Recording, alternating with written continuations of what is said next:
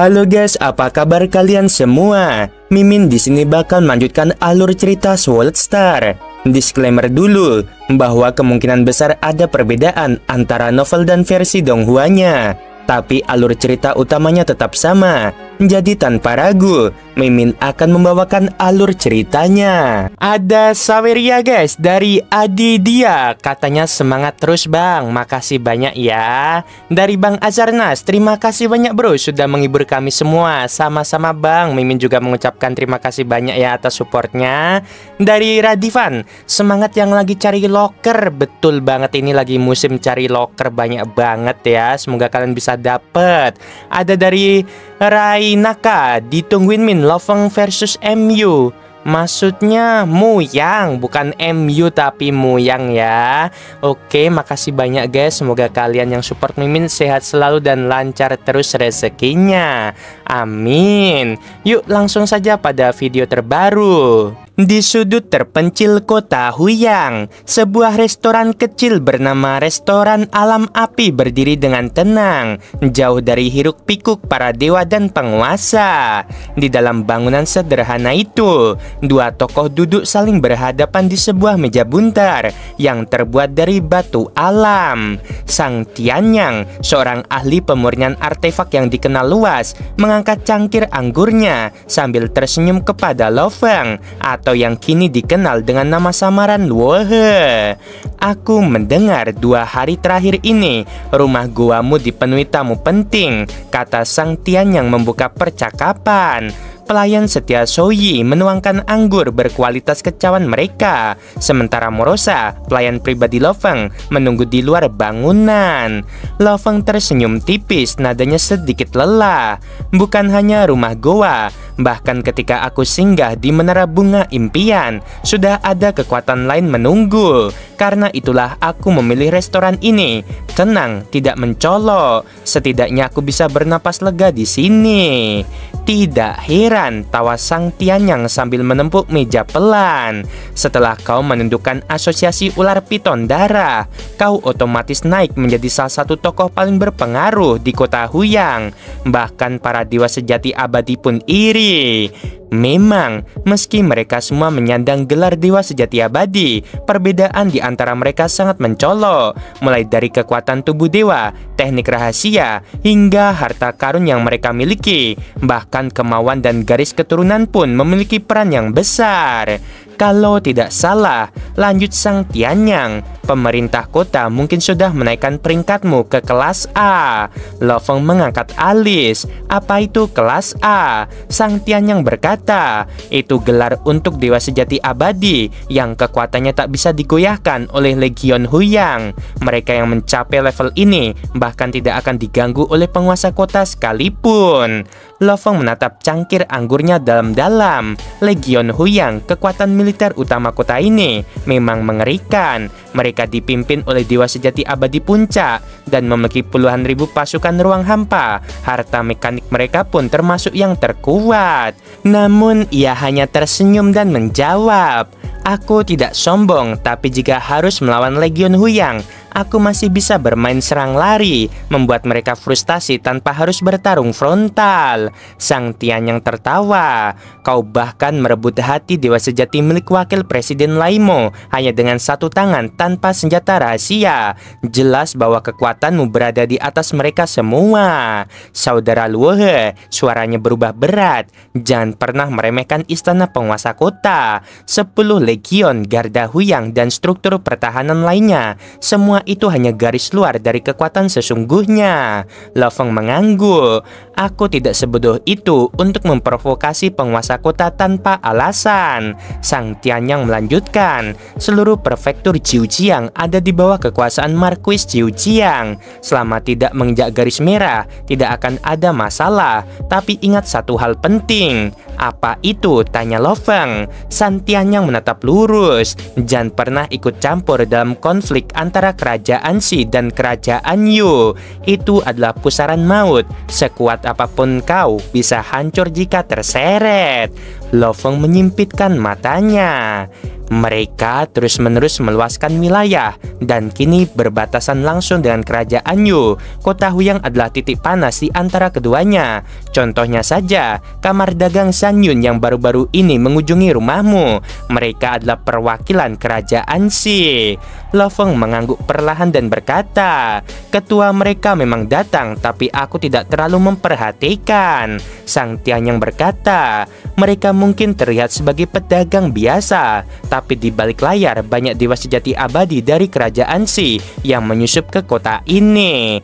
Lo Feng mengangkat cangkirnya lagi. Kalau begitu, kita hanya bisa mengikuti arus. Tak ada gunanya melawan kekuatan sebesar dua kerajaan.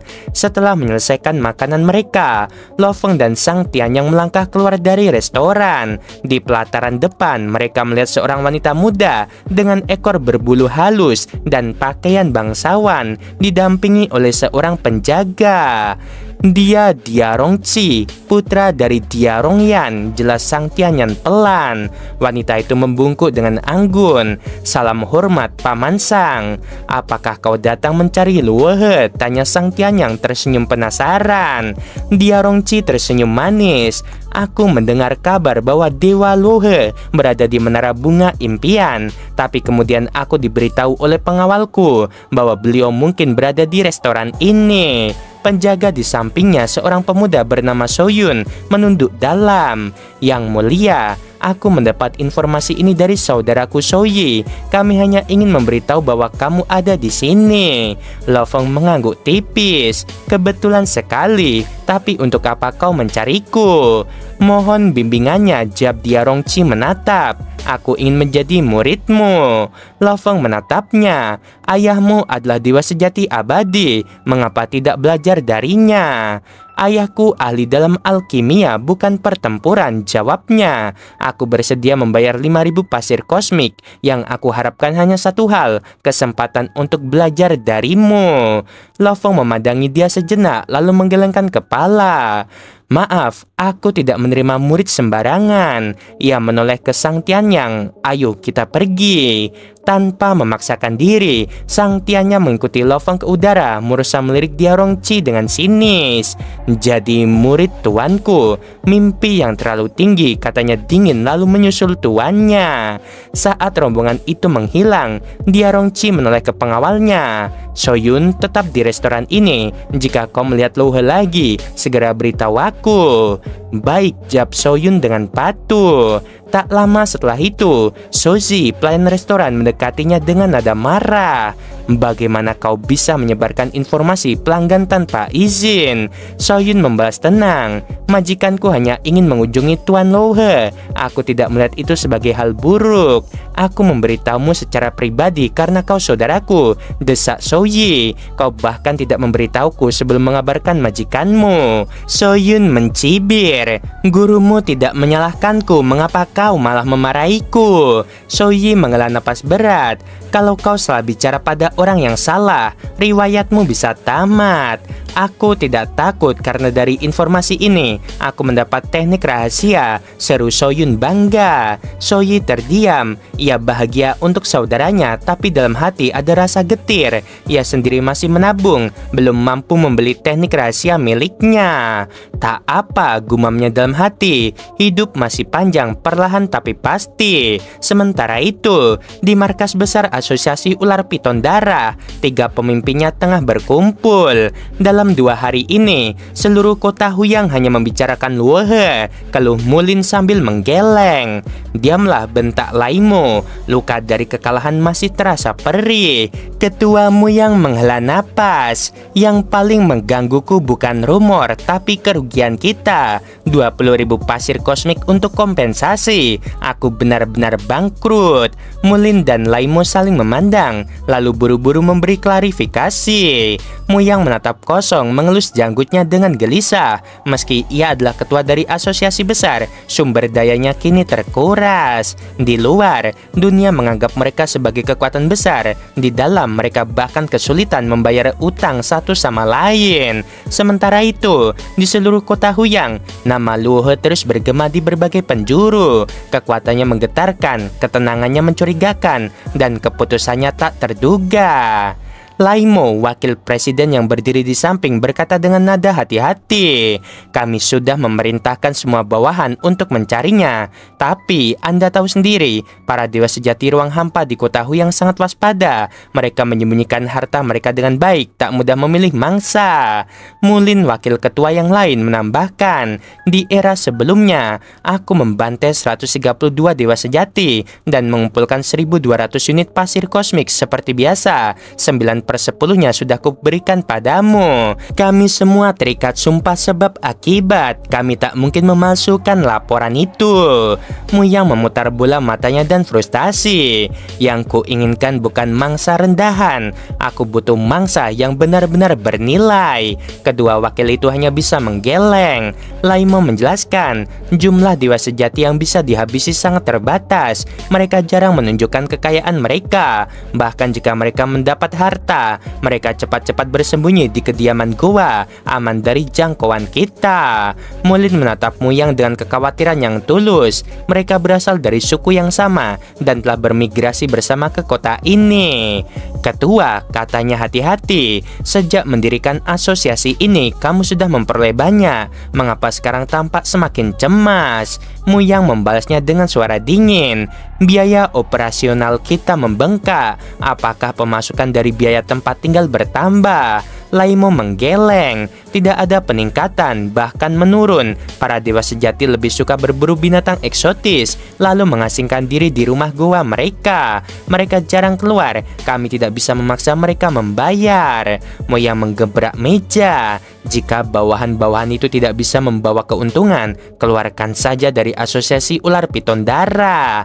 Mempertahankan bawahan bukanlah hal murah. Seorang dewa sejati membutuhkan setidaknya 3 kristal kekacauan primal tiap era hanya untuk biaya hidup dan kultivasi, belum termasuk bayaran kepada pemilik kota. Mulin ikut mengeluh. Dengan jaminan keamanan dari kediaman penguasa kota, sulit bergerak. Kalau kita menyerang di wilayah publik, para saksi bisa melaporkan kita. Begitu ada bukti nyata, kediaman itu wajib menghukum kita. Itulah mengapa pungutan kita semakin sulit. Mereka semua memilih bersembunyi di balik perlindungan 5 keluarga besar itu. Muyang mengepalkan tinjunya. Kalian pikirkan cara lain. Bagaimana caranya kita dapat mangsa berkualitas dan pungutan lebih tinggi. Namun mereka tahu hampir semua metode sudah dicoba selama bertahun-tahun. Tiba-tiba Muyang menoleh, matanya menyimpit.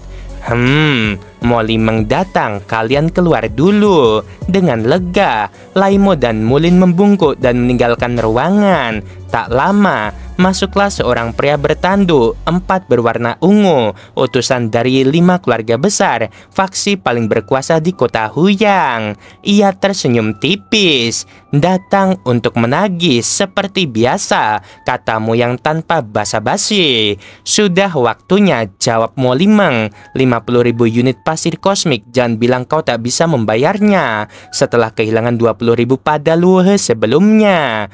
Muyang mengerang pelan. Kau tahu wilayah kekuasaan kami tak besar. Bukankah 50.000 terlalu banyak? Molimeng menyeringai. Bubarkan saja asosiasimu dan serahkan wilayahmu. Hukum kota Huyang sudah jelas. Siapapun yang memegang wilayah wajib membayar pasir kosmik. Dengan terpaksa, Muyang mengeluarkan botol giok dan menyerahkannya. Ini 50.000, tidak kurang satupun. Molimeng mengangguk. Namun sebelum pergi, ia sempat memperingatkan. Beberapa era terakhir, asosiasimu terlalu ceroboh. Berhati-hatilah. Muyang pura-pura bingung. Aku tak tahu apa-apa, jangan salahkan aku. Namun begitu Molimeng keluar, wajah Muyang kembali muram. 5 keluarga besar itu benar-benar kejam. Kalau kita melewati batas, mereka akan menghancurkan kita tanpa ampun. Lalu dengan pikiran dingin, Muyang mengaktifkan formasi rahasia di aula. Di tengah ruangan, sebuah bayangan perlahan terbentuk. Sosok berjubah putih dengan topeng merah darah, itu Sueyun dari kerajaan Si. Ada apa? Suara Sueyun tenang, tak tergoyahkan. Aku butuh bantuan. Aku ingin membeli bagian akhir dari teknik pasir darah besi primordial, tapi aku tak mampu membayar 1 juta unit pasir kosmik. Maukah kerajaan Shi memberiku kredit? Sueyun tertawa kecil. Itu teknik tingkat kesempurnaan untuk alam kekacauan primal. Cocok untukmu. Kalau bukan karena kontribusimu, kami tak akan menjualnya padamu. Aku mengerti, tapi 1 juta terlalu berat. Kalau begitu, ambil risiko lebih besar dengan bisnis biasa seperti asosiasimu sekarang. Keuntunganmu terlalu lambat. Seketika bayangan Sueyun menghilang. Muyang terdiam, di matanya terpancar tekad yang mulai membeku. Setelah mendapatkan teknik ini, aku akan meninggalkan kota Huyang. Biar 5 keluarga dan kerajaan Shi saling mencabik. Aku akan mencari jalanku sendiri. Di puncak gunung sunyi, Lo Feng duduk di atas batu. Tampak seperti sedang menikmati minuman, tapi sejatinya ia sedang mengasah kehendaknya lewat teknik pemurnian hati kehancuran besar, metode keras yang menghancurkan kehendak spiritual untuk menguatkannya kembali. Dengan bimbingan Sang Tianyang, pikir Lo Feng, aku bisa memahami lapisan kedua dari diagram kekuatan agung kekacauan primal. Tapi meski mengerti, aku tak bisa melangkah lebih jauh. Bahan untuk pemurnian tubuh kedua terlalu mahal. Tubuh pertamaku saja menghabiskan 100.000 pasir kosmik. Tubuh kedua bisa jadi berkali-kali lipat. Tubuh ketiga jelas akan lebih gila lagi. Lo Feng menggenggam jari-jarinya.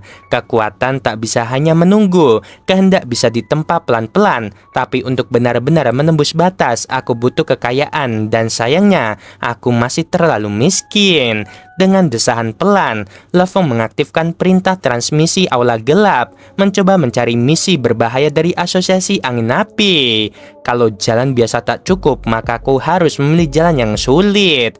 Langit kota Huyang diselimuti kabut tipis. Di atas sebuah menara batu tinggi yang terjalin dengan angin spiritual, Lo Feng duduk santai sambil menyeruput anggur dari cawan Gio. Di hadapannya sebuah layar cahaya menampilkan berbagai misi pembunuhan dari aula gelap. Ia tertarik pada deretan teratas. Tempat hadiah mencapai angka yang luar biasa. Misi teratas, target Mo Lisiao, Panglima Legion Huyang. Hadiah 1,2 juta pasir kosmik. Lo Feng menyempitkan mata. Mereka yang berani mengincar Mo Lisiao jelas bukan orang sembarangan. Mungkin dari kerajaan Shi, ujarnya pelan. Dan menurut aturan aula gelap, hadiah misi seperti ini harus dibayar di muka. Tak banyak orang yang berani menghamburkan kekayaan sebesar itu tanpa jaminan. Ia menelusuri misi-misi selanjutnya. Misi kedua, target Sueyun, pemimpin pasukan rahasia kerajaan Shi. Hadiah 1 juta pasir kosmik. Misi ketiga, target Shu, kepala klan Shu. Hadiah 530.000 pasir kosmik. Misi ketujuh, target Muyang, pemimpin asosiasi ular piton darah. Hadiah 120.000 pasir kosmik. Lo Feng mengerutkan dahi. Klan Shu terkenal jujur dan tidak suka membuat musuh. Tapi mengapa hadiahnya lebih tinggi dari para pemimpin kekuatan gelap? Ia terdiam sejenak dan merenung. 3 yang teratas itu hadiah besar, tapi setelah itu menurun drastis. Mo Lisiao dan Sueyun punya kekuatan besar dan latar belakang luar biasa. Aku harus memilih dengan hati-hati. Tiba-tiba, sesosok cahaya terbang mendekat dari kejauhan. Tuan, sapa suara lembut Morosa, pelayannya yang setia. Mo Yuhu datang berkunjung. Lo Feng mengangkat alis. Bukankah itu dewa sejati ruang hampa pertama yang kutemui di tanah asal? Itu benar, jawab Morosa. Dia juga pernah datang saat Tuan sedang menyendiri dulu, tapi memilih tak mengganggu. Ini kunjungannya yang kedua. Lo Feng tersenyum tipis. Baiklah, biarkan dia masuk. Morosa memberi hormat dan segera meluncur ke pintu gua batu. Mo Yuhu melangkah perlahan menaiki lereng menuju pavilion Lo Feng. Rasa gugup terpancar jelas dari gerak-geriknya. Ketika ia melihat sosok Lo Feng duduk santai di atas singgasananya, ia langsung memberi hormat dalam-dalam. Salam yang mulia. Lo Feng mengangguk ringan. Apa yang membuatmu kemari? Mo Yuhu membalikkan telapak tangannya dan sebuah palu kecil berwarna abu-abu muncul, penuh aura kekal dan tekanan tak kasat mata. Ia menawarkannya dengan kedua tangan. Ini harta terbesar yang kutemukan dalam hidupku. Aku menemukannya di reruntuhan pertempuran kuno, di samping tubuh dewa sejati abadi yang telah gugur. Nilai palu ini aku perkirakan 6.000 pasir kosmik. Lo Feng menatap palu itu dengan kagum. Memang senjata rahasia kelas dewa sejati abadi. Ia menoleh dengan tatapan tajam. Tapi kau berani menunjukkannya padaku begitu saja. Apakah tak takut aku menghabisimu dan mengambilnya? Mo Yuhu menggeleng dengan yakin. Jika ku berikan pada siapapun selain Anda, hidup keluargaku pasti terancam. Tapi Anda satu-satunya yang bisa ku percaya. Lo Feng tersenyum kecil lalu mengangkat tangannya. Palu kecil itu melayang ringan ke arah telapak tangannya. Dan apa imbalan yang kau minta? Mo Yuhu menunduk dalam-dalam. Aku hanya ingin salah satu dari ketiga anakku diberi kesempatan untuk menjadi pelayanmu. Dan jika layak, mungkin suatu hari menjadi muridmu. Lo Feng menatapnya dalam diam beberapa saat. Menjadi muridku bukan perkara sepele, ujarnya pelan namun tegas. Banyak yang berharap, tapi tak sedikit yang gagal. Aku akan memberinya ujian panjang, dan jika ia tidak lolos, maka dia akan tetap menjadi pelayan seumur hidup. Itu sudah lebih dari cukup, jawab Mo Yuhu cepat. Aku siap menerima syarat apapun. Bawa ketiga anakmu ke sini, aku akan memilih salah satu. Segera yang mulia. Mo Yuhu membungkuk dan langsung terbang pergi. Begitu dia menghilang, Morosa muncul di sisi Lo Feng. Tuan, gumam Morosa sambil menatap palu itu dengan kagum. Hanya dengan merekrut seorang pelayan, Anda mendapatkan harta senilai 6.000 pasir kosmik. Lo Feng tertawa lebar. Cepat dan menguntungkan, seru Morosa dengan kagum. Tuan memang tahu caranya mendapatkan untung yang besar. Kalau anak itu berhasil menjadi muridku, lanjut Lo Feng, kau akan jadi guru keduanya. Morosa menyeringai. Baik Tuan, aku akan memastikan dia bekerja keras. Sementara itu, Mo Yuhu telah tiba di rumah gua sederhananya. Tiga anaknya semuanya dewa sejati muda menyambutnya dengan penuh harapan. Ayah, bagaimana? Tanya mereka bersamaan. Mo Yuhu menatap ketiganya penuh haru. Tuan Lo He telah setuju memberi kesempatan. Salah satu dari kalian akan dipilih menjadi pelayan beliau. Jika kalian bekerja keras, mungkin suatu hari kalian bisa menjadi muridnya. Ketiga anak itu saling menatap dan mengangguk penuh semangat. Kesempatan seperti ini hanya datang sekali dalam hidup, kata salah satu dari mereka. Baik, bersiaplah. Kita berangkat sekarang. Mereka bertiga mengikuti sang ayah tanpa ragu menuju rumah gua sang dewa agung untuk memasuki takdir yang bisa mengubah hidup mereka selamanya. Oke, sebelum video berakhir, Min mau bilang sungguh membagongkan. Terima kasih.